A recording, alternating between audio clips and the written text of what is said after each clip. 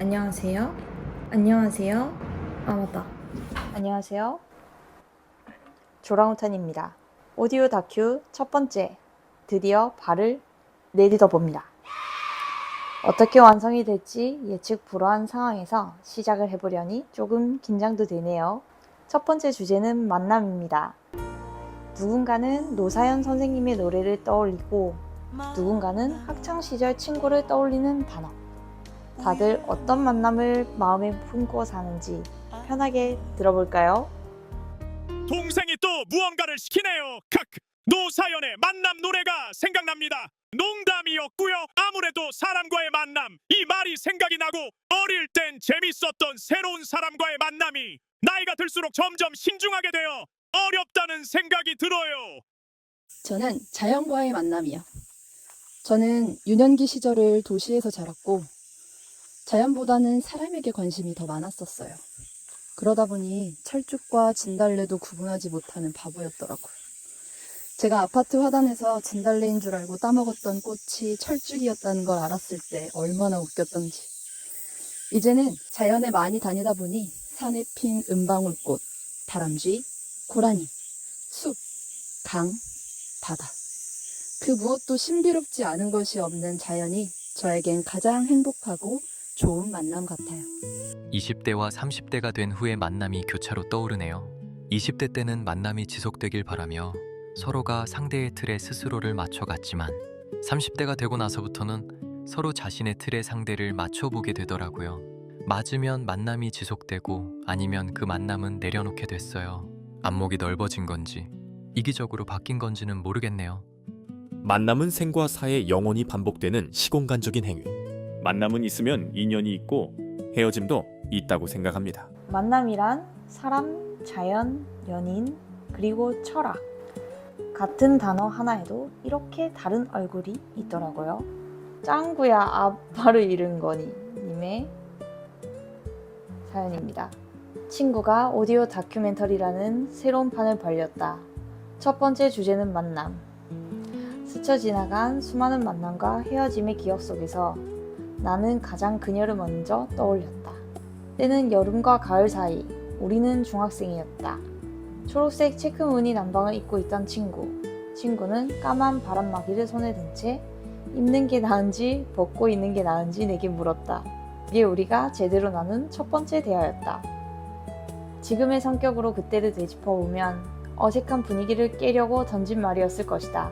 아니면 정말 별 의미 없는 질문이었을지도 모르지만 내성적이었던 나는 내게 의견을 묻는다는 사실만으로도 괜히 기분이 좋았다. 그때의 두근거림은 아직도 생생하다.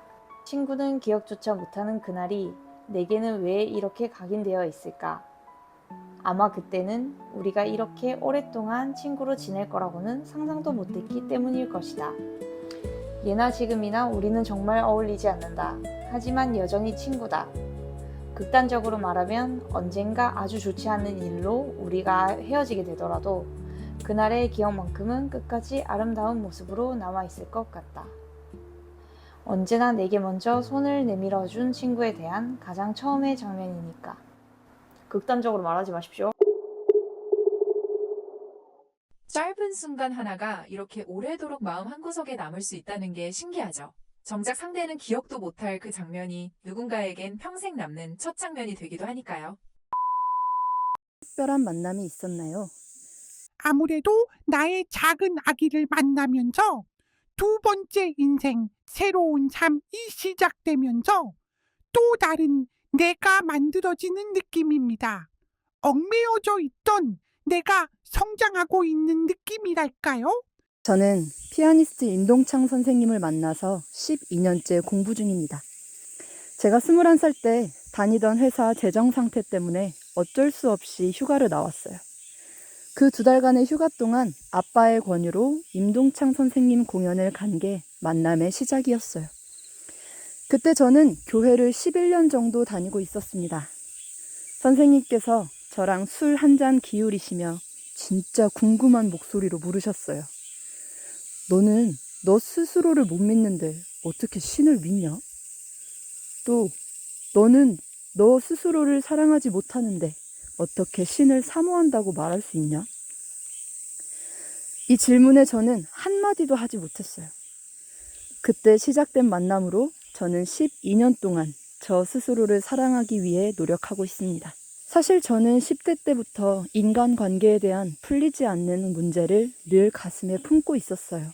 내 눈앞에 있는 사람에게 사랑받으려고 안간힘을 다했지만 늘 실패했거든요. 제가 그 사람이 미워지거나 아니면 그 사람이 나를 떠나거나 이걸 도대체 어떻게 해결해야 하는지 전혀 몰랐어요. 이제는 좀 알 것 같아요. 내가 하고 싶은 일을 찾아서 그 일을 열심히 해서 나라는 사람의 가치를 높이는 게 1번이더라고요. 그래야 저 스스로를 사랑하는 힘이 더 커지는 것 같아요. 남에게 사랑받으려는 욕심보다 내가 남을 먼저 이해하려고 노력하는 연습이 2번 같아요. 그걸 하면 할수록 상대방이 더 깊게 이해되니까 아, 내가 미워할 일이 아니었구나 알게 되는 것 같아요. 이렇게 살다 보면 언젠가는 나 스스로를 사랑하고 내가 사랑하는 사람을 더 행복하게 해줄 수 있는 사람이 되지 않을까요? 태어나서 눈을 떠보니 저희 부모님을 만난 게 인생에서 큰 영향을 주고 있습니다. 저뿐만 아니라 대부분 사람들이 공감되겠지만 인간으로서 살아가는 동안 삶을 사는 태도나 생활 지식을 부모에게 배우잖아요. 그리고 2023년 8월 종종 연락하는 디자이너 선배님과 서울에서 첫 만남을 가진 적이 있었고 디자인에 대한 태도와 같은 기독 청년으로서 살아가야 할 태도를 배웠습니다. 누군가는 태어나 만난 존재를 통해 성장했고 누군가는 스승의 질문 하나로 12년째 나 자신을 들여다보고 있어요. 결국 삶을 바꾼 만남이란 누군가를 통해 내가 자라나거나 혹은 나 자신을 다시 만나게 되는 일인가 봐요.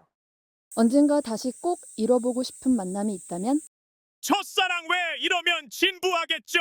카이 학창시절의 친구들을 다시 만나보고 싶네요. 그 시절 지지고 볶고 추억을 쌓았던 기억이 가끔 나서 그런가 봐요. 저는 되돌아보면 중학생 때가 가장 행복했어요. 남녀공학이었는데 그때 사귄 친구들이 제일 그리워요. 아직도 그 친구들이 나오는 꿈을 꿀 때가 있는데 그때마다 진짜 기분이 좋아요. 연락은 다 끊어졌는데 앞으로 기회가 된다면 그 친구들을 꼭 다시 만나고 싶어요.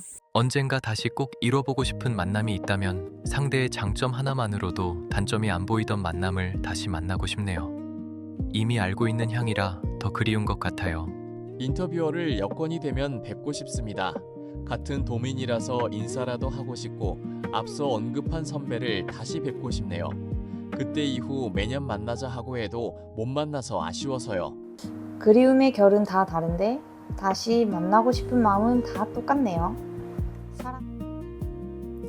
저의 언젠가 다시 꼭 이뤄보고 싶은 만남은 반려견이었던 하찌와 두찌와의 만남입니다. 만나도 재밌는 친구와 애정하는 가족이 있지만 현재 볼 수 없고 그러니 더 후회만 남아 아쉬워했던 그 아이들과의 만남이 제일 꼽힙니다. 내 유년기를 함께했던 하찌는 처음 반려견이라 많이 서툴러서 미안했던 기억이, 사춘기 때의 두찌는 코로나 시기가 겹치며 많은 추억들로 가득했던 기억이, 이들로 하여금 말 못하는 이 아이들의 불편함을 생각하여 체크했고 내 모든 행동이 꼼꼼하고 빠른 실천력으로 이어지게 한 지금의 성격을 만들어준 것 같습니다.